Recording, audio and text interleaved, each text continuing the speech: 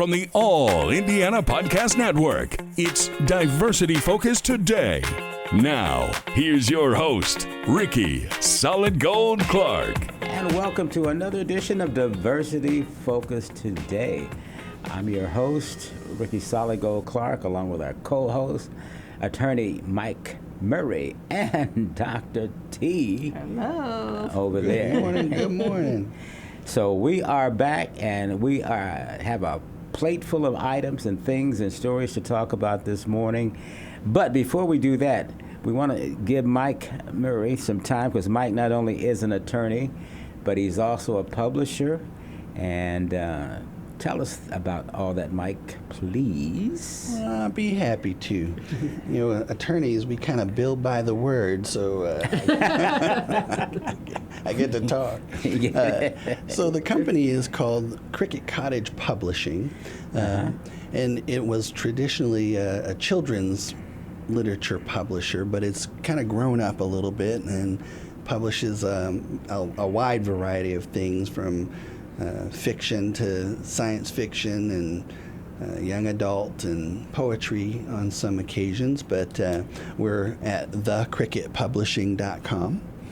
And you know, what we strive to do is entertain, educate, inform, and impact. That's kind of our tagline.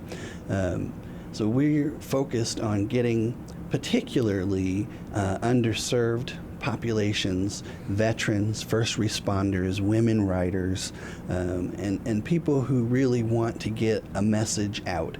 We believe that, you know, everybody has a story to tell.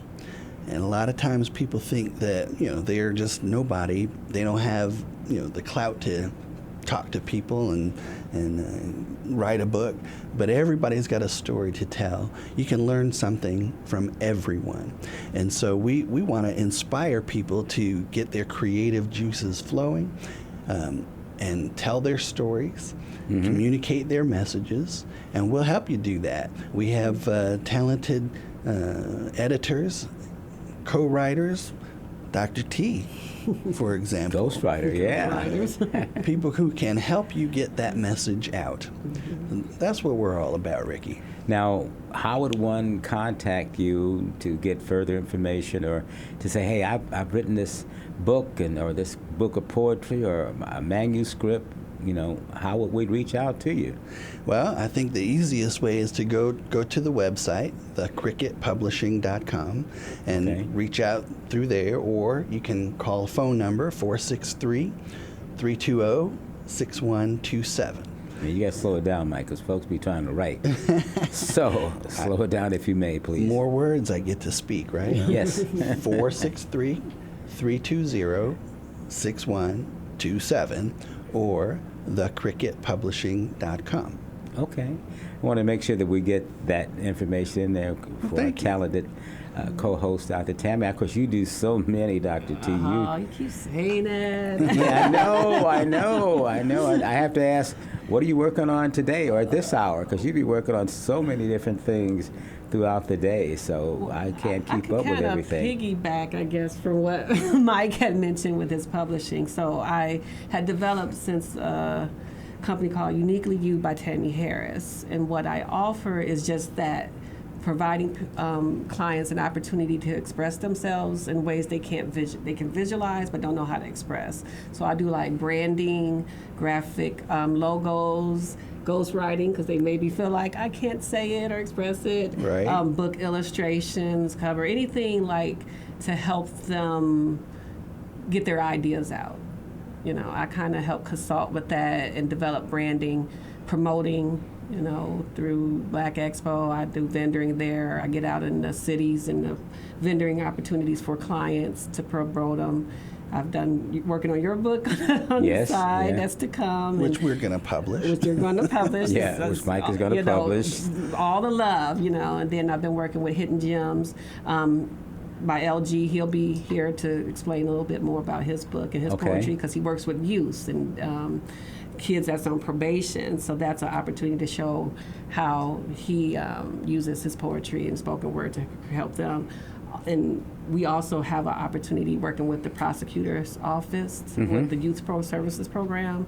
So we have a few engagements there that I had kind of correlated for his book as well, in art therapy, which I spoke about in the previous episode. Yeah, we've got some of those guests forthcoming in upcoming programs. Okay. Excited about that. So Uniquely You by Tami Harris. I'm still developing different website for that, but you can reach me at 317. I'll say it slow. Yes. You're looking at me like say it slow and Teth apologize. That's right. Like say it slow. 317-426-8380. 317-426-8380. See, I know your words. I already know how you operate, Ricky. It's been in the media business as long as I have, especially in the radio side. I mean, I used to get hammered. I was trying to get the information. You went too fast. You got to slow it down. You can't write that fast. You got to say it 3 and 4 times. And and if you're doing a commercial, certainly the rule of thumb is you want to mention the address and the phone number and the location at least 3 times in your commercial, especially if it's a 60. That way it can keep the clients happy. Yeah. So I got a few more times I got to say my stuff. Yeah, you do. We'll give you that opportunity later on in the program. We want to make sure that everything is hoorah. Okay, last week we talked about a number of things, but see, I get some of my church members and other folks, my frats and so on, what have you, who are now watching the program. And so they say, hey, man, why don't you go? Yes. Viewership went up the third show. Keep it up. That's right. And sponsors. Yay. Yeah, we do need sponsors, and we'll give you that number on that to call us or go to Facebook. We want to certainly do that. But one of the categories they wish for us to talk further about was dealing with small and minority businesses and how that maybe the tariffs are affecting them, as we talked about it prior to going on the air. So you guys got any comments? I mean, the comments that I have found from some of my small business friends and associates is that, they started buying in bulk. Some of them had not been buying in bulk, trying to do it before, and a lot of them buy from China. And so they're really concerned because they don't want to lose their customer base, but they're afraid that if they increase the price too much, in fact, they're trying not to increase the price, trying to, eat it themselves, how long they can do that. Do you guys have any idea as to what we need to tell them about that? Tell the consumers? No, tell the business owners. Yes. Yes. What can they do, to make this deal that the President of the United States, oh my God, is pushing on everybody? And is he telling the truth? Because we know we can't even count how many times he speaks with forked tongue. He lies. So therefore, he has a reputation for being the lyingest president that we've ever had. So can you really can't, believe what he says. Every time he says something, I have to question it. Is that, chances they call are it a walk back. Like now it's a lesser tariff on car manufacturing, right? Well, walk back and, we made a mistake, so we're going to fix this. That top of the news this morning, I counted 1, 2, 3, 4, 7 walk backs. And of course, there's the spin that goes goes with like that too. Michael Jackson, I'm here, walk backs and spins, right? Yeah. So put a spin on it to say, the president's giving some relief to the automakers. Well, I think it's a pretty good indication that it wasn't thought through in the beginning. Right. And it wasn't certainly done with the buy-in of the people who were going to be affected by it. So now that he's hearing negatively from the people who are running these businesses, then there's a change of policy. To accommodate that. Yeah, it just reflects that it was not very well thought out in the beginning and not well implemented. So yeah, and it's just interesting we've been going car shopping over the past weekend, and just hearing the dealerships from the small, mom and pop shops to the Chevrolets and all. They have an overstock in used vehicles, but now they're running like $20,000+ because they have an overflow of, they have the overflow of people turning in their old vehicles to get the new vehicles before the tariff sits. Okay. So he was saying back then, when you could get like a 2018, 2017 car for maybe $15,000, it's $20,000 just in used vehicles, and they're overstocked. So then they're trying to say, well, buy a newer vehicle to get them on. So I'm seeing it just going car shopping with a friend of mine the past week. It's like, no matter which one we went to, the used cars was no less than like $20,000. Unless it had hundreds of thousands of miles for a lower year, earlier year. Mm-hmm. So I guess, like you said, they've been stockpiling, people turning in their cars to get the newer cars without having to pay higher tariffs later. My sister did that. She bought a new Cadillac because she wanted to get it before the tariffs. So she turned her old car in. See, sure that's enough. what we say. Exactly. Selling all these used cars, but for still higher prices that you would not have paid prior, for a used car. So yeah, and that's sad. And knowing so many folks that are in the car industry, especially the various dealerships, April, May, and June are there, especially used cars, because people get their tax money. Right. And the bulk of tax comes. No, they're not buying. They're trying to figure out what to do. Okay, I got my tax money, but now how much are my food prices and my utilities and all these things are going to go up? So can I ride with this car for another year, or do I go ahead and splurge and try to get me a new car? And what you just said, maybe it's better or cheaper to get a new car compared to a used car. Mm-hmm. Well, we're talking about these people who really can afford to go out and buy a new car. I know a significant number of people who got their tax returns and pocketed them because they don't know what's coming up. They're already kind of riding close to the budget, and with inflation scheduled to go up, with the cost of housing continuing to go up, people are pocketing that money for the rainy day fund. Mm-hmm. And my daughter, we started in our garden. We planted our own vegetables, herbs, fruits, plants, because, go back to the basics pretty much, to preserve and not have to worry about, material things and produce, because you can technically do it on your own in some regard, right? Well, we all know that we're in the midst of the unknown, so we just have to ride that out.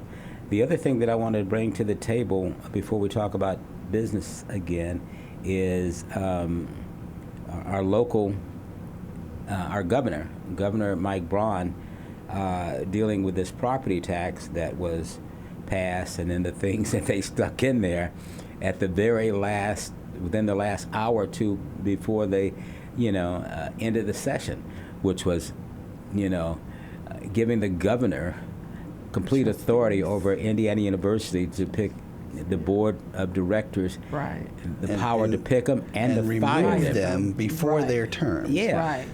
Now that was one of those in the middle of the midnight hour that they stuck that in to get that done, and that's. But does that have anything to do with the tax bill? It doesn't. It doesn't. It's just something they rolled in because they figure everybody's concerned about the tax bill. So let's slide this other piece in there while they're thinking about that. One of the political games that they play. Now they can control the while narrative. They're not looking. While they're not looking. Let's get this done. And that kind of touches on a subject we started to talk about before, which was both on the federal and state level, where the executive is invading into the academic space and controlling, really controlling what academics do. They talk about it in terms of efficiency. And while I'm all in favor of looking at plans and programs, budgets and expenditures for new efficiencies, there's a difference between doing that and controlling and regulating even more. I mean, education is probably one of the highest regulated industries in the world, certainly in the country.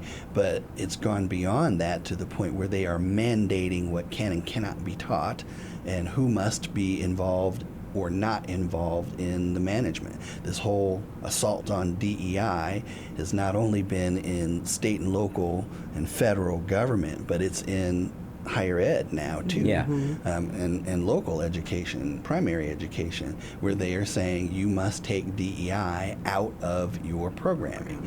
There's a lot of research out there, Ricky, that talks about how education is much improved when you have a diverse crowd, a diverse student body, a diverse academic faculty that is teaching, because you're getting a much more rounded, a much more holistic view. The discussions are more robust.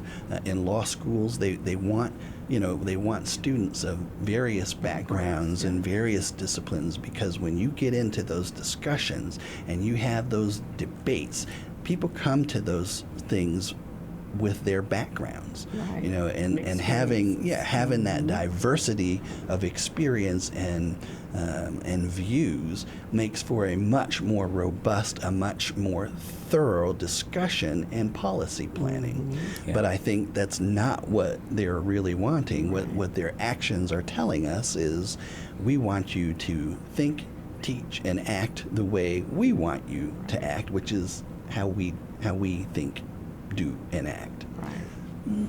And they taken away from the African American Smithsonian, Yeah. museum. Yeah. I've heard that they've been returning donations, Absolutely. Bibles, books, artifacts that they felt was against the ideology of America. Well, and not So, only with them, what? but they're Yeah. also doing the same to the Holocaust Museum. Right. They just that with Kamala's husband, right? That just came out this Yeah, morning. they fired everybody on that, and they want to, or I guess they will, take control of that.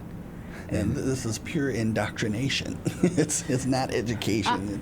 I wonder, like, when they took down the Confederate flag, do you think it's the same argument from their point of view? Like, y'all removed our Confederate flags from this and that and that. Do you think that's an equal kind of argument? I think that's probably an argument that people of that ilk would Yeah. marshal for something like this. But I think there are distinct differences, because we are not taking out the fact that the Confederacy existed, or what they believed, what they stood for.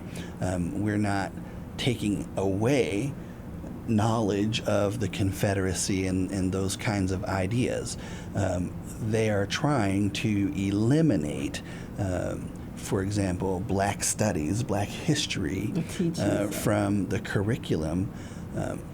It makes white people feel bad, I've heard, as part of the justification. But black history is history. Black history is U.S. history. What happened in the Holocaust, and of course, there are a sizable number of people that are even denying the existence of the Holocaust. But it happened. And if we don't look back and remember these things, they will happen again. There's an old adage that says, those who do not remember their history are doomed to repeat it. Don't quote me if I've misquoted it verbatim, but the idea is there, if you don't remember what happened and the mistakes that were made before, you are going to repeat those things. And, we're getting to the point where we've got young people coming up nowadays, and these are the people who are going to be our teachers, our governors, our presidents, our senators, our policymakers, our doctors, our nurses. Exactly. If they don't know this relevant history, that is fundamental knowledge that makes a difference, that will no longer be part of our thought process. It's a little scary to me. And I will even go and say, a lot of what's happening in this area is driving those diverse people away from the United States. There are a lot of reports going on right now that researchers, academics are looking for other homes than the United States.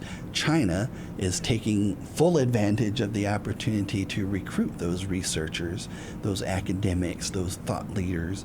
And let me tell you, we are not going to be making advances based on ideologies. We're going to make technological advances, social advances based on research, based on facts, based on science. And when those people who are doing those things leave us and go to China, go to Russia, go to Korea, those are the places that are going to benefit from those research activities. It will not be in the United States. That is a fundamental threat to our longevity, our fundamental threat to our security as a world leader.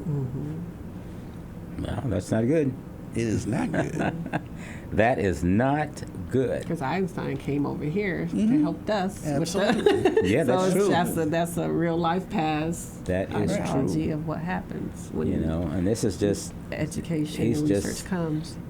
On the political level, Trump is just now finishing his first 100 days, and you look back, the damages that has been done thus far in those 100 days. It's great. What are you talking about? You gotta let him tell it. It's right, great. that's what I'm saying. As he continues it's great. to lie. You look at the numbers, the statistics that they're, the surveys that they're doing, and his numbers are across the board. Well, no. He is now the worst president as far as the numbers are concerned, because we're the worst president, period.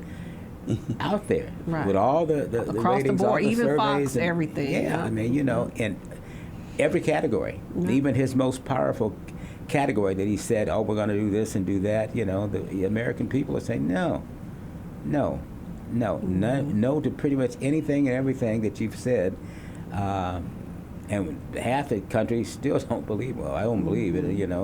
He's lied so many times, and I'm still getting. They're still running clips of his Secretary of Education, the young lady that's former chairman of WWF and WWE, and they were talking about AI, and she's saying, yeah, A1. I mean, a whole speech. Right, and they kept trying to, Yeah. And so all the memes are coming up, hey, our Secretary of Education, A1 sauce, A1 sauce, because she went and she just, I think they tried to nudge her, but she just continued on and saying, A1 rather than AI. A1. And you chuckle about it, and it really would be comical if the consequences weren't so serious. Right. Yeah. This is serious business. So, I mean, well, anyhow, we won't harbor much on that. We did the property tax. Again, I was going to mention about the newspaper, Indy Star, did the comparison on the lieutenant governor and the secretary of the Secretary of State, about the vehicles. The Secretary of State went and got a $97,000 SUV. Oh, yeah. The lieutenant governor got a $87,000 SUV. Complete with all the bells and whistles, and claimed that his car that he had the previous lieutenant governor's car, and which was a Chrysler Diango. Is that what? Yeah, SUV, and it's fine. They passed that down to the head of the prisons, I think it is, that's getting that, and I guess it did. It wasn't an accident maybe about 3 or 4 years ago, but the $3,500 worth of damage. Oh, okay, wow. So that's not much of anything. So they were harboring on that. So, I just want to remind you, this is where your tax money is going. That's between the two vehicles. That's almost $200,000 worth of vehicles that the Secretary of State, who's coming up for election next year, 2026, and of course the Lieutenant Governor, Michael Beckwith. So, and this is at the same time that they're cutting benefits to children who have special needs. They're cutting health care benefits But, our officials need to have these $100,000 vehicles. Oh, yeah. Isn't the dealership that sold them the car contributed to their campaign? I don't know. So They've got much? contracts with the state, so Right. perhaps Yeah. I'm sure there was some money exchanged in contributions during the campaign. The And political this is campaign. what makes people so cynical about politics and public servants. It's like people talk out of two sides of their mouths. They're talking about cutting costs and being efficient, but where they want to cut the cost is not in anything that affects them. They want to cut the costs in programs that affect you. Yeah, that that's affect true. somebody else. That whole NIMBY, not in my backyard kind of thing. Mm-hmm. Yeah, we need to do this, but we need you to give up something, not me. Right. Unfortunate. And you're absolutely correct. So I mean, they've got the vehicles. They're driving them even as we speak. So that's, there you go. There's your tax money, $100,000 vehicles that you see rolling around with all the bells and whistles that, our lieutenant governor, and I don't know what the governor's driving or what the state police is driving for the governor. Since he has a chauffeur-driven state trooper that drives for him, that Awesome. forms, it's part of his protection detail and so on, what have you. But certainly, the lieutenant governor and the secretary of state with those brand spanking new vehicles. So, all right. Anyway, we've got like about 2 minutes to go on this show. Boy, time goes fast when you're having fun. When you're having a rant. That's what my daughter would say. Yeah, should I share that? What my daughter said? Yeah. No. Okay. I was telling her, "Did you watch her show?" She was like, "I hear you all the time." It's like being a part of a conversation. I don't have a say. I said, "But I'll watch it, Mom. I'll watch it." I was like, Oh, "Okay." okay. And happy birthday! I know it'll be past, but today's her birthday. So Oh, happy Happy birthday. birthday. It's okay. And that Kaya is past. Caprice. Yeah. Okay. Mike, you got anything as we narrow down to the end of the program? Well, as we are recording this, we're at one day before Silver Service Banner Day, which is a national holiday that recognizes military members who have received the Silver Star for heroic service. By the time this is actually airing, I guess will be after that, but I certainly, as a military veteran, want to extend my thanks and recognition to other military members and veterans who have served the country. Okay, well, great. Now, remember, if you want to make comments or questions and so on, what have you, you can go to our Facebook, Diversity Focus Today on Facebook, and give us your questions, comments, or whatever, good, bad, or ugly. And we would certainly appreciate them. And, of course, if you see us out in the street, by all means, whether it's at whatever, like Yeah. I've been, been approached. So please do so, and, check us out. Let us know. Give us some ideas. Let us know how we're doing, all right? So I think we now need to wrap it up. So listen here. Thank you so much for watching Diversity Focus Today. I've been your host, Ricky Clark, along with Mike and Dr. T, and we are now out of here. All right. Thank you. Thank you. Next time.